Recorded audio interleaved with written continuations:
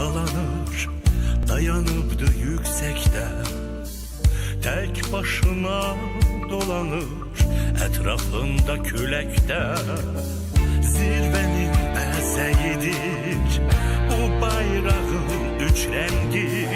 Möhteşemlik remzidir bu gururlu ahengi. Yaşılında dirilik, kırmızısında kan var.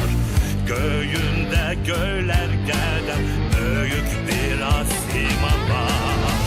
Yaşılında dirilik, kırmızısında kan var.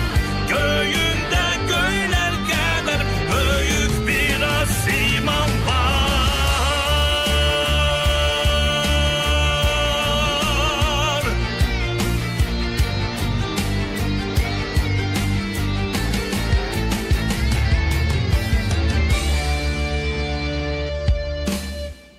O büyük bir milletin azadlık nefesidir.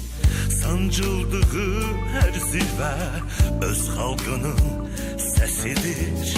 Baş koyup ant içmeye o Kur'an'a ten gelir. Tek bayrağın ardınca bu